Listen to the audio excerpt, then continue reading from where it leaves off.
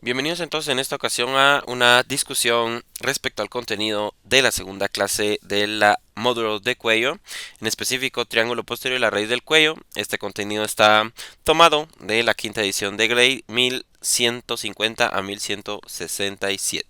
¿De acuerdo? Muy bien. Vamos adelante. Entonces ya discutimos bastante respecto a cómo se conformaban las fascias dentro del cuello y cuáles estructuras eran significativas a nivel del triángulo anterior, pero a nivel del triángulo posterior, que se refiere a todo lo que está después del borde posterior del esternocleidomastoideo, pues también hay un par de estructuras significativas, ¿verdad? Entonces ya sabemos que ocurre sobre la cara lateral y se continúa con el miembro superior, ¿verdad? Dentro del cuello.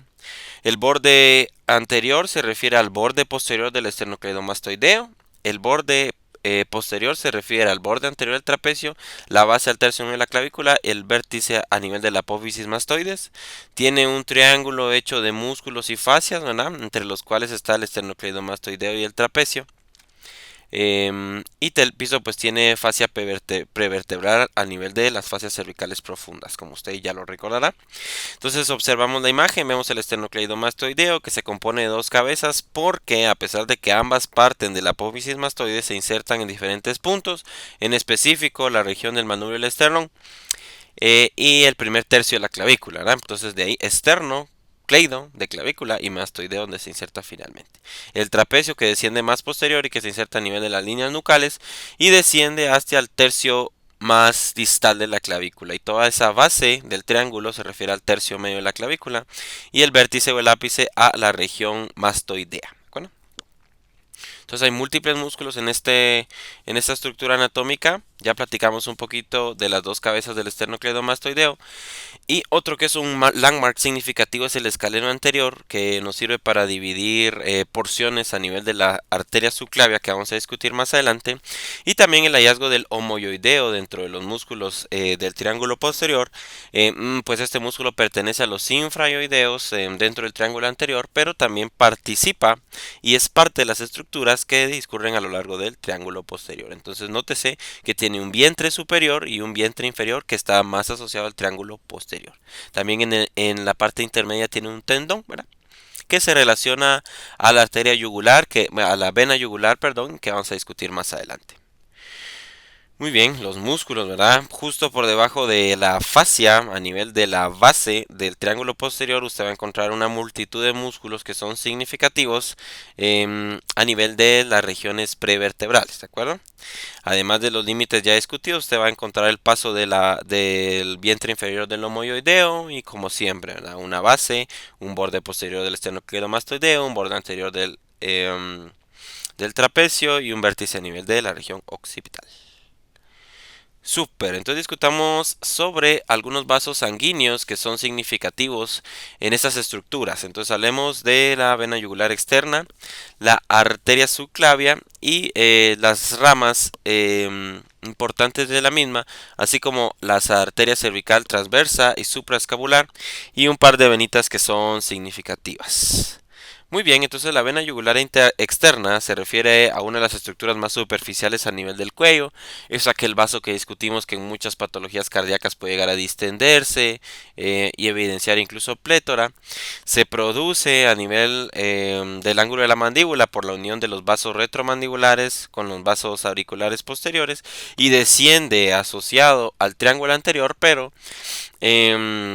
discurre sobre el esternocleidomastoideo para finalmente asociarse al triángulo posterior, ingresar a través de la base del triángulo justo posterior al tercio medio de la clavícula hacia pues la vena la que es tributaria. Lo que platicamos, ¿verdad? Cursa el esternocleidomastoideo, entra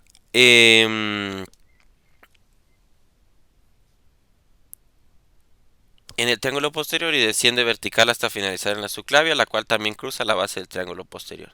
Hay un par de venas que son tributarias, es decir, que van a dar a ese vaso, por ejemplo, cervical transversa, subescapular, yugular anterior. Ahora lo observamos más hacia la base del triángulo, la cervical transversa, la supraescapular. Pues son vasos que van a dar finalmente a este vaso tan significativo que es la yugular externa. La arteria subclavia se refiere a la arteria más grande, más significativa dentro del tronco posterior, y en específico la parte que discurre a lo largo del tronco del triángulo posterior es la tercera porción de la subclavia. Entonces la subclavia se puede dividir en porciones y la que pasa o la que discurre a lo largo del triángulo posterior es la tercera porción de la escápula. Perdón, la tercera porción de la subclavia. En la base del triángulo, entre los escalenos, importante aquel landmark que le platiqué, los músculos escalenos, ¿verdad? Del anterior, desde el borde lateral del escaleno anterior al borde lateral de la primera costilla, donde cambia el nombre a la arteria axilar, ¿verdad? Y también participa una arteria dorsal de la escápula. Entonces en la imagen es un poquito más sencillo de visualizar. Usted va a poder encontrar entonces el paso del escaleno anterior y cómo divide las porciones dentro de la subclavia, que es este vaso que se encuentra justo por debajo de el escaleno anterior. La primera porción, que es la que está antes del escaleno, la segunda porción o porción intermedia que está debajo del escaleno, y la tercera parte, que es la que se asocia al triángulo posterior, que pasa justo, emerge del borde posterior del músculo escaleno. Hay otra arteria significativa, como lo mencionaba, que se refiere a una rama del tronco tirocervical y que se llama la arteria cervical transversa, que usted la puede encontrar discurriendo a lo largo de todo el triángulo posterior, aproximadamente en el tercio inferior del triángulo, cercano a la base del mismo. Ese es otro vaso menos significativo, pero que también discurre a lo largo del triángulo posterior. Otros vasos de menor calibre, lo que menciono, ¿verdad? La cervical transversa y la supraescapular. Ambos cruzan no solo la cervical transversa como mencioné, sino también la arteria subescapular. Usted la puede encontrar como está escrito en su nombre.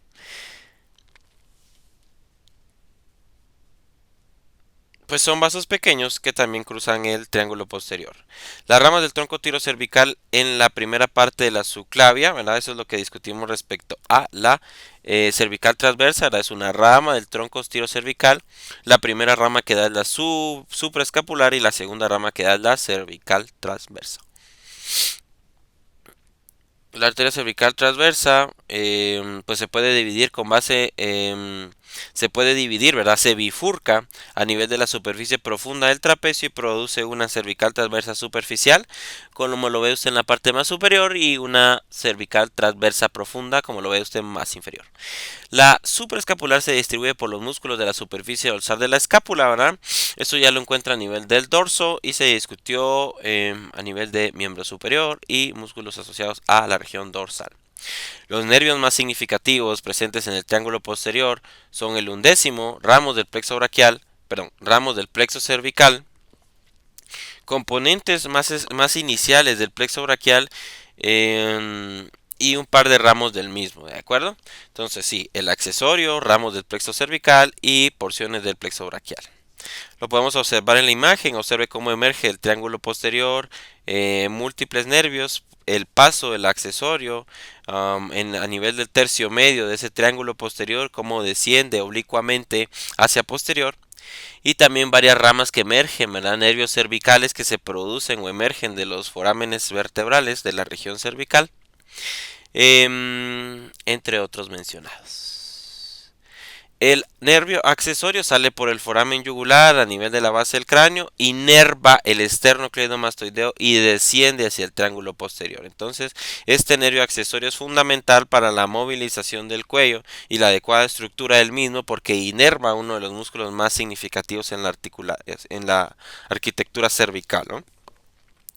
Continúa hacia el trapecio y lo inerva, también inerva el trapecio. Entonces, si usted se da cuenta, los dos músculos más significativos del triángulo posterior están inervados por él, un décimo par, o sea, el accesorio. Y pues son susceptibles a lesiones, se puede ver inconvenientes a la hora de una hiperextensión del cuello, puede producirse lesión durante el nacimiento, no solo lesión a nivel del plexo braquial, sino también lesiones de nervios cervicales.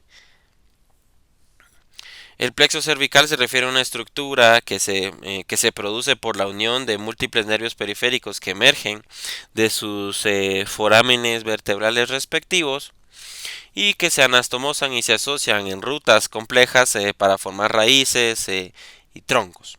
Entonces se forma por ramos que emergen de C1 a C4 y se producen los cuerpos de los músculos que forman el piso del triángulo. Ahora ya platicamos entonces de qué músculos se asociaban al piso del triángulo en la imagen previa, ¿verdad? Usted ya los conoce, los escalenos, el elevador de la escápula, el esplenio de la cabeza.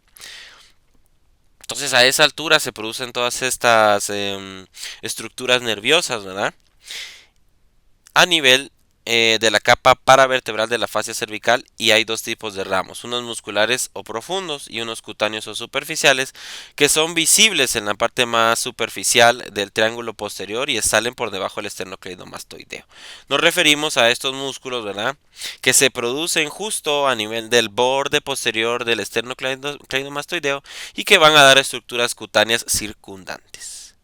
Lo podemos observar en este cuadro, ¿verdad? El plexo cervical tiene ramos musculares profundos y ramos cutáneos superficiales. Si hablamos de ramos musculares profundos, podemos hablar del frénico, que es uno de los músculos, uno de los nervios más significativos para la respiración. Recuerde que la respiración se produce por movilización del diafragma y movimientos de ampliación y amplexación.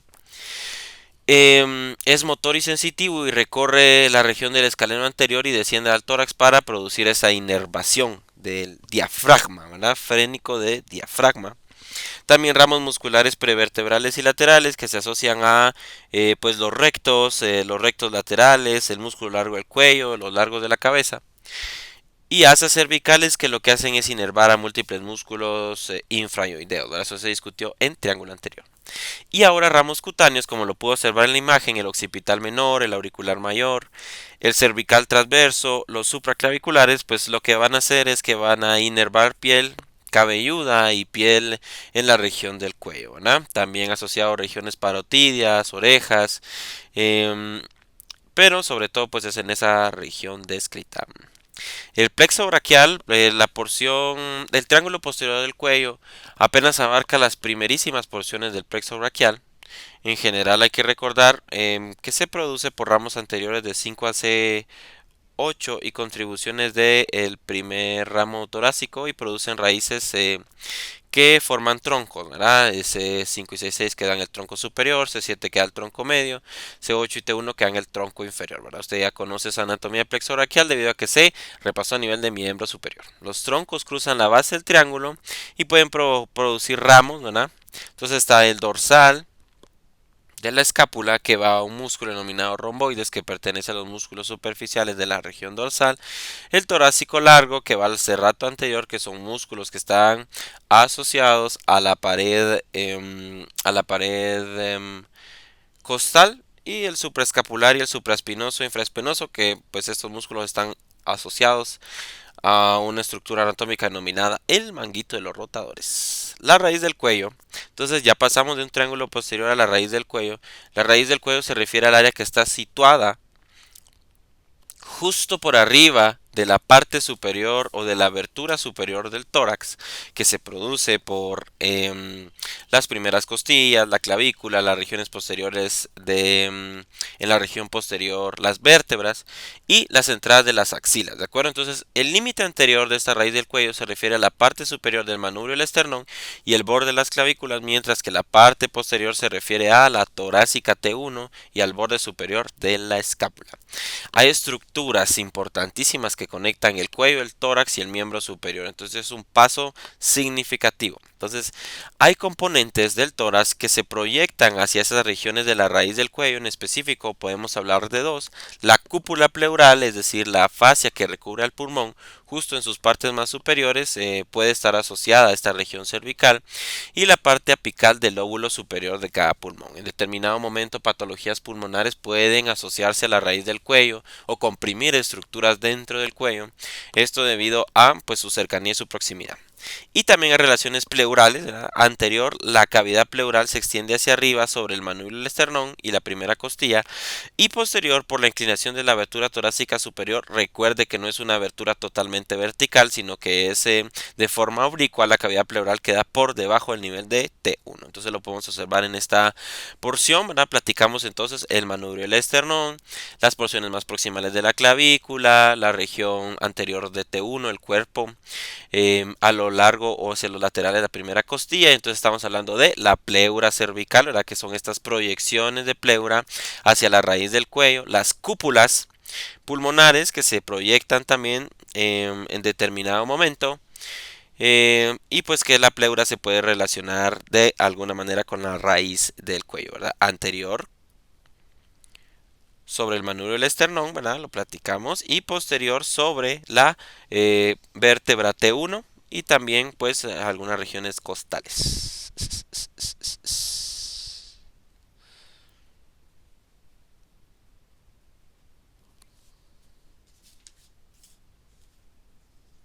Muy bien, entonces platiquemos de dos vasos importantísimos en la raíz del cuello. Estamos hablando de de las arterias subclavias. Entonces hay diferencias significativas entre la subclavia derecha y la subclavia izquierda. En primera instancia discutamos sobre la subclavia del lado derecho. Entonces la subclavia derecha se origina del tronco brachiocefálico, ¿verdad? No es como su contraparte cuya origen es directamente del arco aórtico. Pasa arqueada hacia arriba y se lateraliza, ¿verdad? Anterior a la cúpula de la pleura y posterior al escaleno anterior. ¿Verdad? Le platicaba que la subclavia se puede dividir en tres porciones con base en su relación con el escaleno anterior, una primera, una media y una tercera, y que es la tercera porción la que se asocia a la base del triángulo posterior. Y pues termina con la arteria axilar que cruza el borde lateral de la primera costilla. Entonces observemos su trayecto para hacernos una idea. Observe cómo parte de la arteria brachiocefálica y no directamente del arco aórtico. Luego pues se lateraliza y se asocia a la proporción de la segunda costilla para cambiar de nombre y volvérsela axilar, que es la rama que es la arteria que da irrigación a la parte proximal del brazo y que posteriormente se va a bifurcar en la radial, cubital, etcétera. Y luego podemos platicar de la subclavia izquierda que parte directamente del arco aórtico y cuyo trayecto pues es posterior a la carótida común, asciende y forma un arco lateral y pasa pues anterior a la cúpula pleura y de la misma manera que su contralateral anterior, perdón, posterior al escalero anterior y termina con la maxilar, ¿verdad? En eso tienen en común ambas lateralidades, ¿de acuerdo? Importante diferencia significativa derecha e izquierda, que la derecha se origina en el tronco brachiocefálico. Las divisiones de la subclavia con base en el escaleno anterior son como les platiqué, ¿verdad? Desde el origen al borde medial del escaleno, que podemos hablarle de una primera división, una segunda división, una división intermedia que está posterior al escaleno y una tercera división que es lateral al escaleno y que es la que se asocia al triángulo posterior. ¿Verdad? Marcado en la imagen el músculo escaleno anterior y nótese cómo separa en secciones, ¿verdad? Cada una de las porciones de la subclavia. Entonces la subclavia tiene ramas significativas. Podemos hablar en específico de cuatro arterias vertebrales, el tronco tirocervical, que es significativo para la irrigación de la tiroides, verdad que usted ya lo conoce, la arteria torácica interna y el tronco costocervical. Entonces la arteria vertebral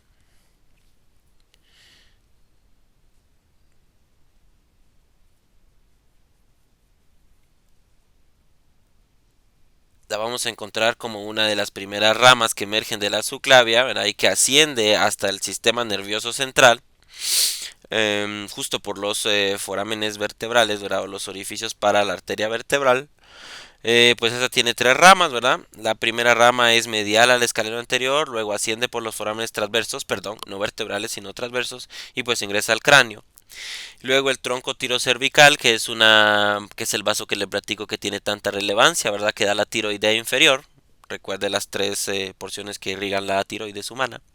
Perdón, las dos, bueno, las dos porciones que irrigan la tiroides humana, superior e inferior. Que se origina de la primera parte de la subclavia y da varias ramas, ¿verdad? La tiroidea inferior, la cervical transversa y la supraescapular.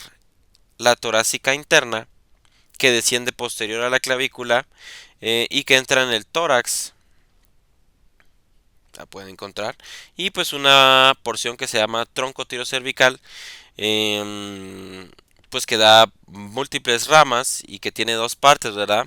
Una del lado izquierdo y una del lado derecho, y pues sus ramas son la cervical profunda y la intercostal suprema.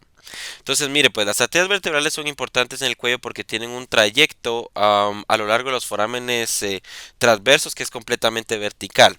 Y a la hora de haber una movilización forzada, esa columna cervical y la integridad de ese foramen, de esa serie de forámenes o ese conducto donde pasa la arteria vertebral, pues puede verse dañada.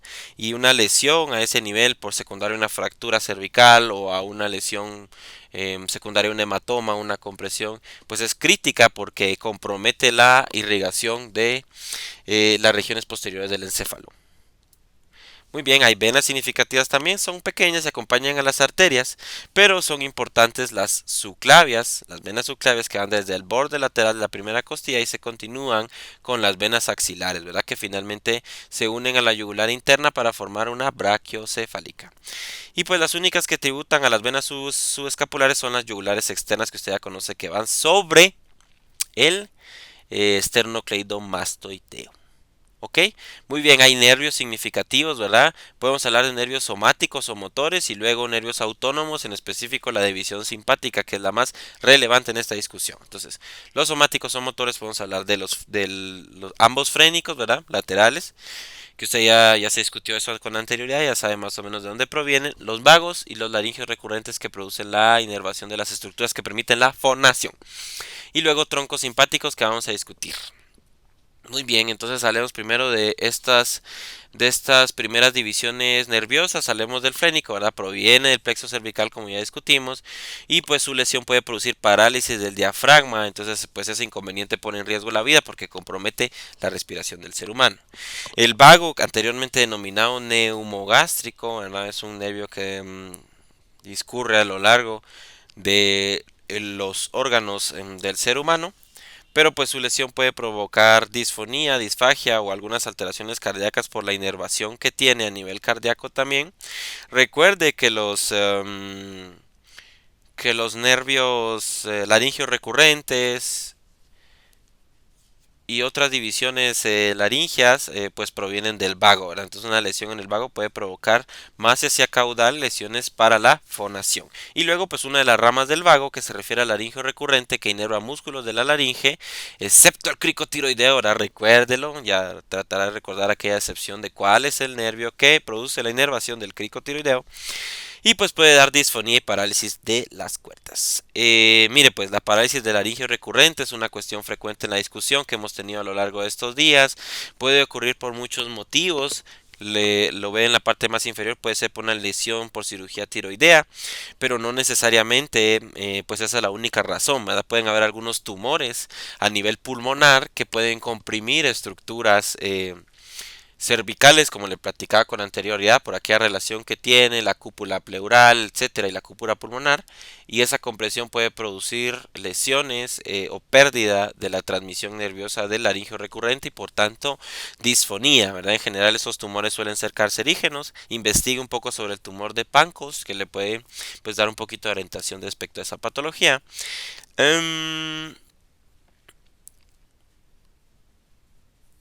Y también algunas lesiones linfáticas o diseminación de metástasis puede infiltrar a ese nervio y producir parálisis que lo que conlleva incapacidad para hablar. O además de la ronquera, pues incapacidad para respirar. ¿Ok? Recuérdese que ambos laringeos recurrentes producen la inervación de los pliegues vocales verdaderos. El frénico, mire cómo desciende. Asociado el vago también y luego lateral a la tráquea el nervio laringeo recurrente. Entonces, ahora las divisiones simpáticas o las porciones simpáticas dentro de toda esta inervación del cuello pues se pueden discutir de la siguiente manera. Son visibles varios componentes, en especial podemos hablar de tres. Un tronco simpático. Entonces usted ya sabe que el tronco simpático son cordones que se encuentran paralelos a la línea media y que van desde el cráneo al coxis y que cada cierto tiempo se engrosan para formar nódulos y que a partir de esos nódulos emergen ramos grises que se van a asociar a los nervios periféricos y a la que emergen de las astas dorsales y ventrales de la médula espinal para producir inervación autónoma de cada una de las estructuras en esa región. ¿Ok? Eso es fisiología. Y luego los nódulos que son esos engrosamientos que van en la parte cervical, que en específico son tres, más inferior dentro de los troncos cervicales hay otra multitud de nódulos, pero en la región cervical solo hay tres, y nervios cardíacos que se originan de las partes cervicales del tronco simpático. Entonces platiquemos el tronco simpático cervical, que se refiere a una extensión de T1 a T5, pues da control vasomotor, ¿verdad? Y pues se extiende desde la región, el tronco simpático propiamente dicho va de la región cefálica caudal, pero la región cervical en específico va de T1 a T5, es anterior a los prevertebrales y tiene sus ganglios que vamos a discutir cada uno con detenimiento, y una lesión pues puede producir un síndrome de Horner, ¿verdad? Que es un fallo de la inervación simpática de las regiones más cercanas a la cabeza, ¿verdad? Puede producir tosis, miosis y anhidrosis, que se le conoce como la triada de Horner o síndrome de Horner. Entonces, ese tronco simpático cervical tiene tres engrosamientos, ¿verdad? Tres ganglios, el superior, el medio y el inferior, que en ocasiones se le denomina estrellado, ¿no? El superior se está junto a las carótidas. Y pues hay inervación simpática en la cabeza del cuello y pues puede haber inconvenientes con la sudoración facial. El cervical medio que está un poco más inferior, ¿verdad? Y que puede producir alteraciones de la frecuencia cardíaca porque da tono simpático a vasos cervicales y también al corazón.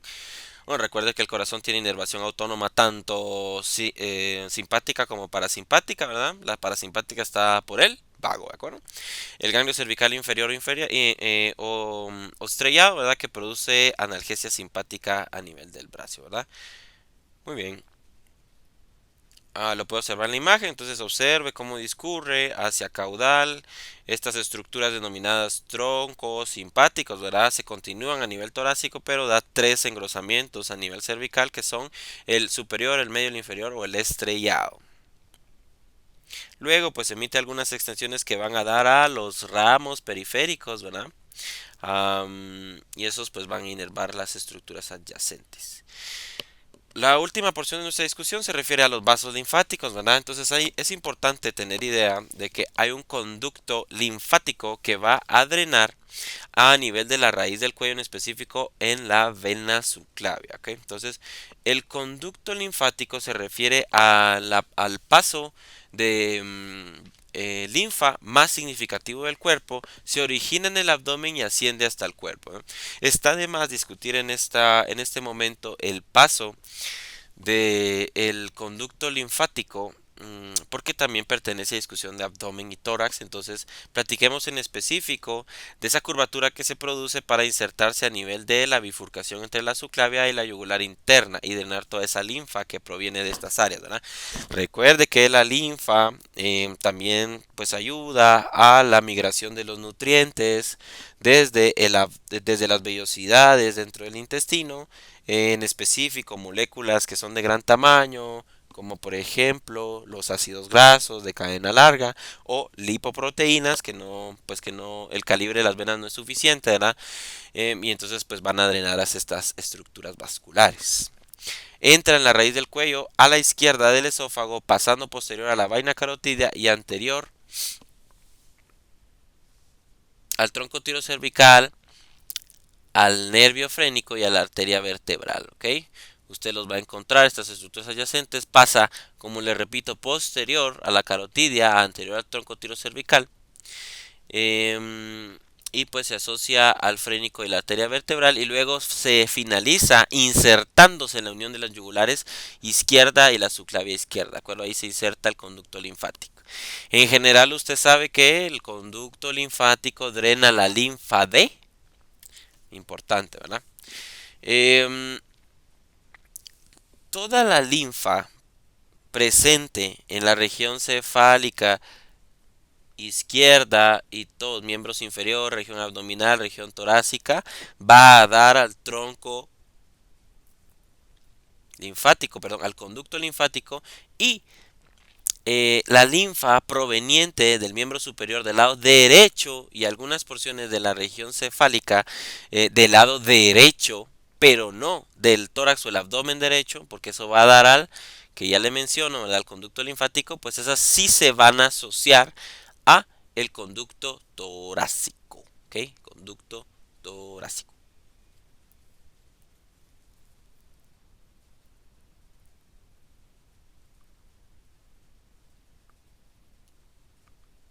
Entonces al conducto torácico lo van a alcanzar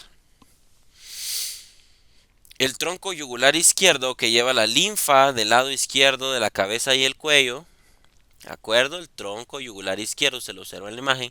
El tronco subclavio izquierdo que lleva la linfa propia del miembro superior del lado izquierdo. ¿De acuerdo? Y el tronco broncomediastínico izquierdo que lleva la linfa de todo el hemitórax izquierdo. ¿De acuerdo? Toda la mitad del tórax del lado izquierdo. Por otro lado, del lado derecho, la linfa confluye no en un conducto torácico, sino en eh, tres troncos, ¿de acuerdo? Un tronco yugular derecho, un tronco subclavio derecho y un tronco broncomediastínico derecho, ¿de acuerdo? Entonces, esos pueden formar un conducto linfático derecho, como lo ve en la imagen, o pueden perforar de forma individual, ¿verdad? Entran por separado. Entonces note que hay diferencias con base en la lateralidad. El conducto torácico que lleva drenaje del miembro inferior, de la región abdominal, de porciones de la región torácica, sí va a drenar a la región cercana a la bifurcación de la yugular interna y la subclavia la subclavia del lado izquierdo, asociado con el tronco yugular izquierdo, el tronco subclavio izquierdo y el tronco broncomediastínico izquierdo en un mismo conducto, mientras que del lado contralateral se puede formar hasta tres conductos que insertan en diferente posición para drenar únicamente las regiones del miembro superior del lado derecho y la región cefálica. Entonces en el cuello, pues el drenaje linfático del cuello es importante mencionarlo debido a que pues es pertinente a nivel de procesos inflamatorios, ¿verdad? Se pueden manifestar como adenitis o aumento del tamaño de los linfonodos en determinada región. Entonces por ello conocer o tener una idea anatómica de lo mismo es significativo. No se pueden separar los linfáticos del cuello y los de la cabeza porque su drenaje está intrínsecamente relacionado, ¿de acuerdo? Entonces a este sistema lo componen linfonodos que están alrededor de la cabeza, alrededor de la vena yugular externa, que son superficiales, y alrededor de la vena yugular izquierda, que son profundos. Perdón, la vena yugular interna, que son profundos, ¿de acuerdo? De ahí su nombre. Entonces, en general, el drenaje linfático se produce de vasos a linfonodos superficiales y luego a linfonodos profundos, pero en ocasiones puede pasar de los vasos linfáticos directamente a los linfonodos profundos, ¿de acuerdo? Lo vamos a ver en las siguientes diapositivas. Entonces, tenemos primero que discutir respecto a los elementos que drenan a los nódulos cervicales superficiales, que puede ver que están asociados a la yugular externa y que no están transparentes en la foto, ¿verdad? Lo ves más superficial. Entonces, a estos linfonodos y a estos vasos linfáticos drenan por lo general dos porciones, una porción de nódulos mastoideos y una porción de nódulos occipitales. Los mastoideos en general drenan pues toda la región temporal, occipitotemporal, más asociado a la región posterior, y los occipitales drenan a toda la región de la calvaria y a las regiones más occipitales. Y luego pues ese drenaje desciende hacia los linfonodos cervicales superficiales que están relacionados con la yugular externa. Y el restante de linfonodos presentes en la región facial y en la región temporal y lateral, esos sí drenan a los linfonodos profundos que usted va a encontrar con cierto grado de transparencia. ¿De acuerdo? ¿Y cuáles son esos nódulos? Pues son los preauriculares o parotidios, los submandibulares justo por debajo de la mandíbula y los submentonianos. Entonces cualquier proceso infeccioso, cualquier proceso metastásico o cualquier proceso neoplásico puede viajar a lo largo de estos vasos y producir inflamación, ¿de acuerdo? En general los linfonodos que producen que son blandos, duelen, están inflamados, pues generalmente se asocian a inflamaciones agudas, producto de infecciones, y en cambio los que son totalmente pétreos, que están multinodulados, ¿verdad? Que tienen un volumen significativo o que son gomosos, pues suelen asociarse a procesos neoplásicos, ¿verdad? En específico, un proceso neoplásico de el sistema linfático denominado linfoma. Bueno, sobre todo ello. Muy bien, entonces esto es clínica, ¿verdad? El aumento de tamaño en los linfonodos es una manifestación de alteraciones en cabeza y cuello y es frecuente en enfermedades difusas e incluso en procesos neoplásicos, ¿verdad? Como el linfoma, la sarcoidosis y algunas infecciones producto de virus, ¿verdad? Entonces debe ser mandatorio en la exploración de cabeza y cuello hacer una evaluación de linfonodos, ¿verdad? Usted tiene que conocer la anatomía para poder evaluarlos. Si usted no sabe dónde se encuentran, entonces probablemente no vaya a poder palparlos. Y miren, esta es una cuestión frecuente a la evaluación de infecciones respiratorias superiores, por ejemplo, em, porque a la larga el drenaje de todos estos procesos infecciosos y de estos anticuerpos se produce hacia, ya sea los vasos asociados a la yugular externa o la yugular interna, si son occipitales o mastoideos, o bien pues preauriculares, parótidos, submentonianos y submandibulares. Entonces, una evaluación adecuada debe incluir determinar cómo están presentes o distribuidos y si se están aumentados de tamaño, si tienen pues una consistencia dura, si son fluctuantes, etcétera, ¿de acuerdo? Entonces, miren, a nivel de cirugía de cabeza y cuello, que suele ser una especialidad oncológica para cánceres que ocurren a nivel de las células escamosas o todos estos epitelios presentes en la cabeza del cuello, se puede dividir el cuello, la región cervical, en múltiples porciones y con base en esas divisiones determinar pues el grado de clasificación TNM de un cáncer, ¿verdad? Que la clasificación TNM es la que se establece para determinar el pronóstico y el tratamiento más adecuado para un tipo de cáncer.